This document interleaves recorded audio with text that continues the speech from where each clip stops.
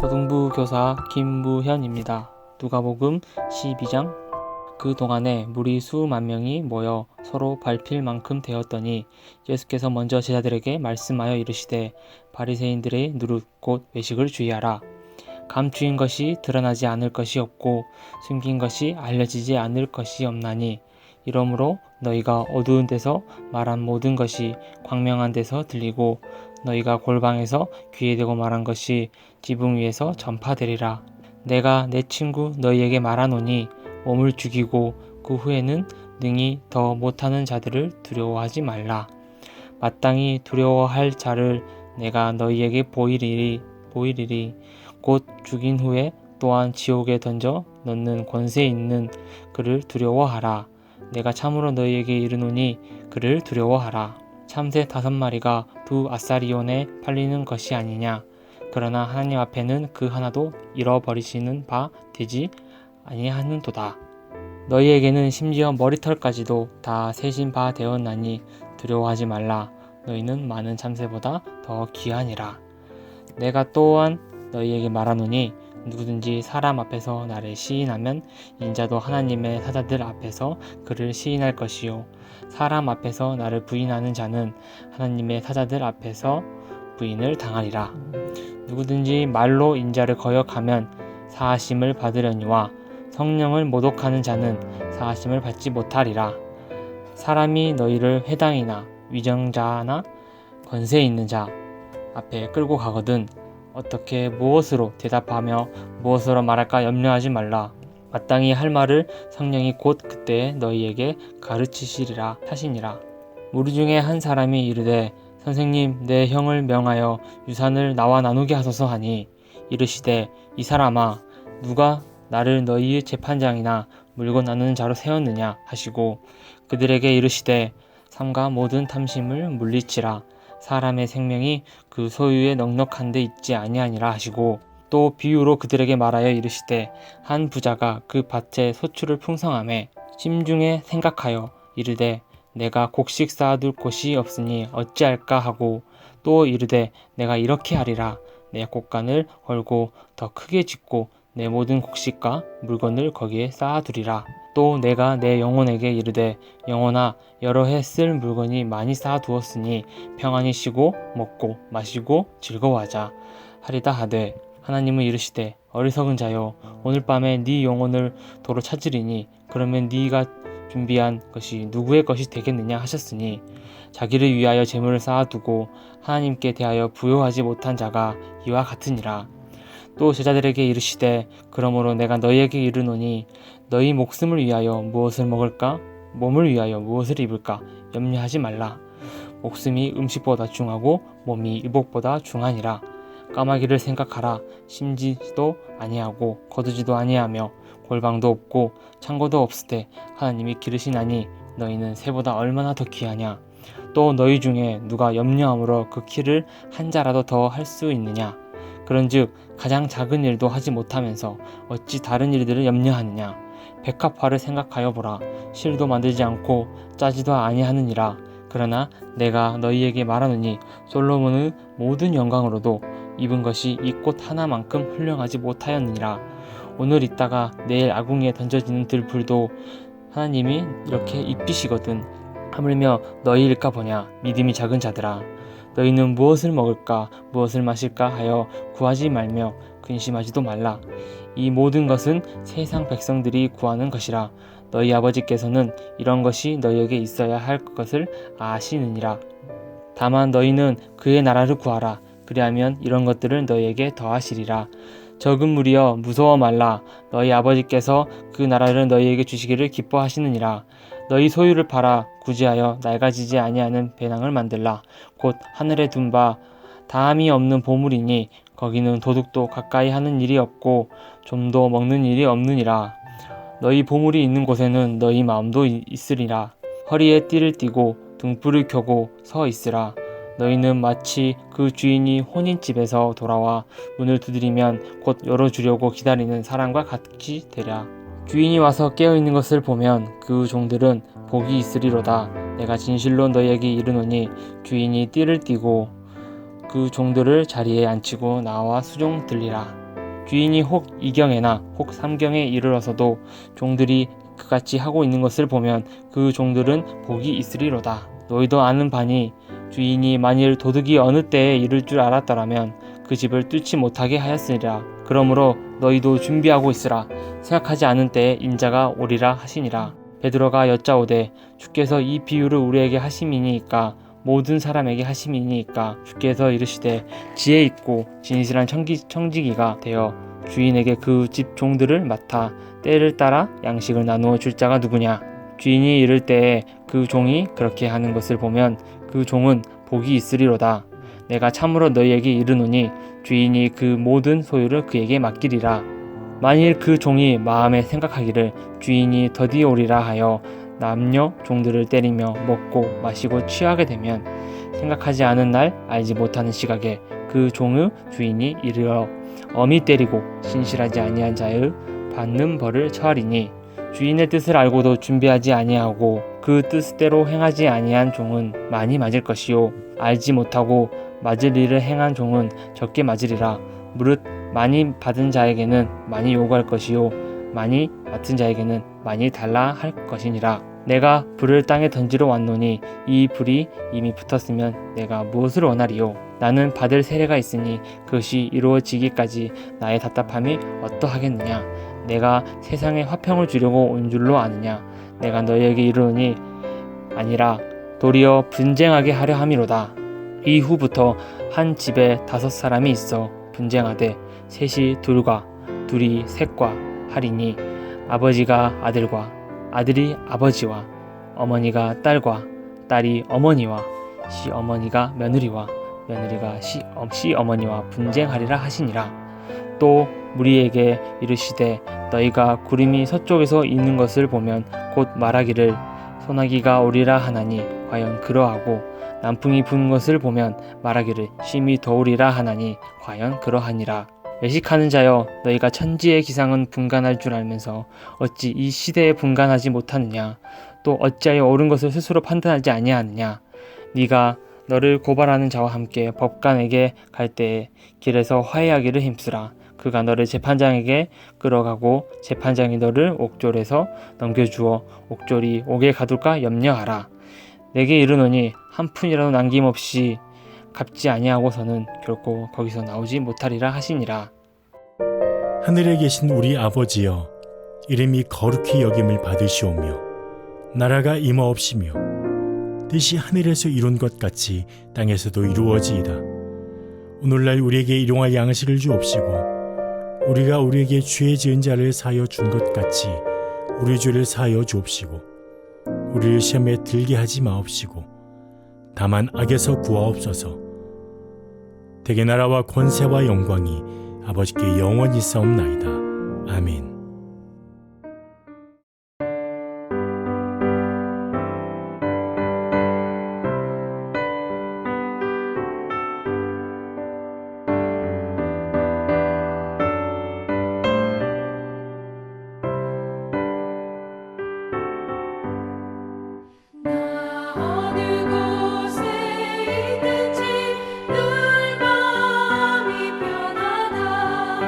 주 예수 주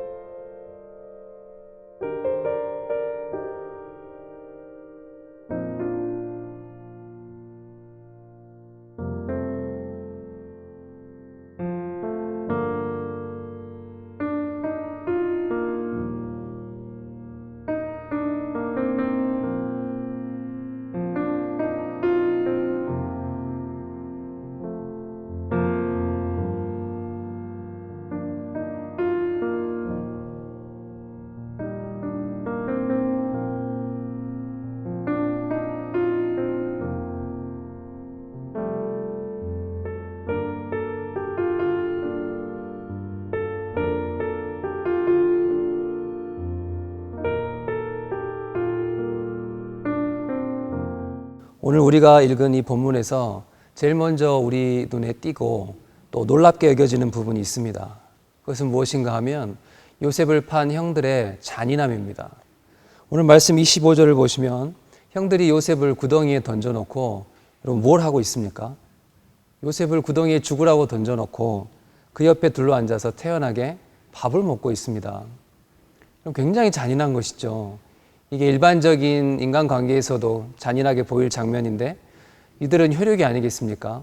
배는 다르지만 어쨌거나 분명한 혈육인데 자기 혈육인 동생을 죽으라고 구덩이에 던져놓고 태연히 그 주변에서 밥을 먹고 있습니다. 여러분 이 밥은 게다가 이 정황상으로 보면 아버지 야곱이 요셉에게 딸려보낸 형들 먹으라고 요셉에게 딸려보낸 아마 도시락인 것 같아요. 요셉에게서 그 도시락을 뺏어서 그 옆에서 둘러서 먹고 마시며 요셉의 울부짖는 소리를 형들이 지금 듣고 있는 것입니다. 너무너무 잔인한 일이죠. 여러분 다른 사람도 아닌 남도 아닌 형들이 오늘 요셉에게 왜 이렇게 잔인한 행동을 하는 것입니까? 우리가 잘 아는 대로 형들의 깊은 상처와 또 그리고 분노 때문이죠. 형들은 먼저 아버지에 대한 분노가 너무 오래 쌓여 있었습니다. 동생 요셉을 편애하고 특별히 사랑하고 그건 최근의 일이겠지만 그 예전부터 야복강 나루에서 길을 떠날 때 다 경험했지 않습니까? 아버지가 요셉을 제외한 베냐민과 요셉을 제외한 자기들과 자기의 어머니들을 어떻게 생각하는지 형들은 이미 그때 다 보았습니다. 자기들을 맨 앞에 세웠던 것이죠. 자기들과 자기의 어머니들은 다 죽어도 괜찮다는 거예요. 이미 이 형제들은 아버지 야곱의 그 잔인함을 몸소 체험하고 있었고 아버지에 대한 분노가 계속 쌓여갔던 것이에요. 두 번째로는 요셉에 대한 분노이죠. 요셉이 모르겠습니다. 얼마나 정말로 밉살스럽게 형들에게 했는지 모르겠지만 요셉이 자기 꿈을 태연하게 형들에게 이야기하고 형들이 앞으로 나에게 절할 것이다 말한 사실만으로도 형들은 얼마든지 상처받고 또 요셉에 대해서 분노를 품을 수 있는 상황이었습니다. 다시 말해서 형들의 상처와 분노가 이렇게 잔인한 행동을 하게 만들었다는 것이죠. 여러분 그래서 형들이 그렇게 상처와 분노를 요셉을 죽이고자 모의하는 것으로 풀었는데요. 실제로 그렇게 해서 유다와 또 르우벤이 끼어들어서 죽이지는 않고 결국은 팔기는 했지만 어쨌든 요셉에 대한 그런 상처와 아버지에 대한 그런 분노를 이런 행동으로 풀었는데 그렇게 한 후에 형들이 어떻게 되었습니까? 형들은 분노를 푼 후에 행복했던 것인가요? 여러분 창세기 42장을 보면 그간에 형들이 어떻게 살았는지 이 가정의 분위기가 어땠는지 우리가 알 수 있습니다. 이 가정은 한마디로 그 후에 더 힘들어졌어요. 당연히 아버지 야곱은 너무너무 괴로워했고 평생 그 후로 웃지 않았고 그런 아버지를 지켜보는 형들도 너무너무 괴로웠고 오히려 아버지의 편애와 요셉을 보는 것이 괴로웠던 것 이상으로 그 후에 분노를 푼 후에는 더 괴로움을 겪으면서 살 수밖에 없었던 것입니다. 창세기 42장을 보면요. 오늘 이 본문에는 나와 있지 않지만 요셉이 울부짖었다 그랬어요. 요셉이 울부짖었을 때 우리가 들었어야 했다. 형들이 그렇게 후회하는 말을 볼 수가 있습니다. 그러니까 너무너무 20년 동안 오히려 괴로웠던 것이죠. 사랑하는 여러분, 우리가 이것을 통해서 먼저 기억해야 되는 것이 있습니다. 사람은 누구나 살다 보면 상처가 있죠. 부당하게 당해서 겪는 괴로움, 마음의 아픔, 분노, 당연하고 합당한 그런 상처와 분노가 있습니다. 그러나 그렇다고 할지언정 그런 우리의 상처를 죄로 풀어서는 안 된다는 것입니다. 너무너무 죄로 풀고 싶죠. 그 사람 어떻게 해코지하고 싶고 나 괴롭게 한 그 사람 어떻게 소리를 주고 싶지만 실제로 그렇게 하고 나면 오늘 이 형들처럼 오히려 더 괴로움을 겪는 것입니다. 특별히 그리스도인이라면 선한 성령의 양심에 있는 사람들이라면 풀면 풀수록 더 괴로운 것이죠. 그래서 우리가 먼저 기도해야 될 것은 우리의 상처는 있지만 분노가 있지만 그것이 정당하지만 그러나 그것을 죄로 풀지 말고 하나님의 은혜에 맡겨야 한다는 것입니다. 저 여러분의 상처와 분노를 인간의 손에 맡기지 말고 하나님의 은혜와 하나님의 손에 맡기는 우리 모두가 되시기를 주님의 이름으로 부탁드리고 축복합니다. 한 가지 더 살펴볼 수 있는 것은 바로 꿈의 역설이에요. 꿈의 역설. 이게 무슨 뜻인가 하면 형들이 요셉을 구덩이에 던져 넣으면서 이렇게 말하죠. 네 꿈이 어떻게 되는지 보자. 무슨 말입니까? 네 꿈이 우리가 너에게 절한다고 했는데 우리가 지금 너를 죽이면 그 꿈이 어떻게 되겠느냐. 너는 헛꿈 꾼 것이다. 네 꿈은 무너지는 것이다. 이게 비웃고 비아냥되는 거죠. 여러분, 그런데 놀라운 것이 무엇입니까? 형들이 이렇게 자기들의 죄를 통해서 이 하나님의 꿈을 짓밟으려 했지만 이게 역설인데 형들이 그 꿈을 짓밟으려 했던 그 행동 때문에 오히려 요셉의 꿈이 이루어지게 됐다는 거예요. 형들이 이런 짓 하지 않았으면 요셉이 어떻게 애굽으로 갑니까? 그 후에 또 보디발의 집에서 사건이 더 있었지만 어떻게 해서 형들이 이런 행동을 하지 않았으면 요셉이 바로를 만나고 애굽의 총리가 될 수 있었겠습니까? 형들의 인간적인 죄가 하나님의 꿈을 짓밟으려는 행위 자체가 오히려 하나님의 꿈을 이루는 통로가 되었다는 것이죠. 여러분, 이것이 바로 하나님이 우리에게 주시는 꿈의 역설입니다. 하나님이 여러분에게 주신 꿈이 있으십니까? 있으시죠. 또 있으셔야 합니다. 그리고 그 꿈이 짓밟히는 것 같아, 방해받는 것 같아 속상하고 괴로움을 겪는 분들이 계십니까? 이 말씀을 통해서 위로와 용기를 얻으십시오. 하나님은 반드시 그 꿈을 이루어 주십니다. 그 꿈이 여러분이 꾼 꿈이 아니라면, 하나님이 여러분에게 주신 꿈이라면, 하나님을 믿기 때문에, 신앙을 가졌기 때문에 갖게 된 꿈이라면 그 꿈은 반드시 하나님이 이루어 주십니다. 여러분, 그러므로 인내하시고 기도하시고 또 오히려 기대하시고 마침내 하나님께서 여러분의 꿈을 이루어 주시는 것을 다 경험하게 되시기를 주의 이름으로 축복합니다. 기도하겠습니다. 사랑과 은혜가 풍성하신 하나님 아버지, 하나님께서 우리에게 주신 꿈, 사람들이 짓밟으려 할지라도 마침내 오히려 그 행위를 통해서도 하나님께서 마침내 그 꿈을 이루어 주시는 것을 우리가 말씀을 통해서 보았습니다.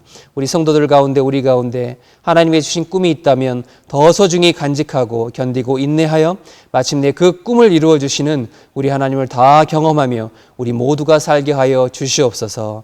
감사드리며 예수님의 이름으로 기도하옵나이다. 아멘.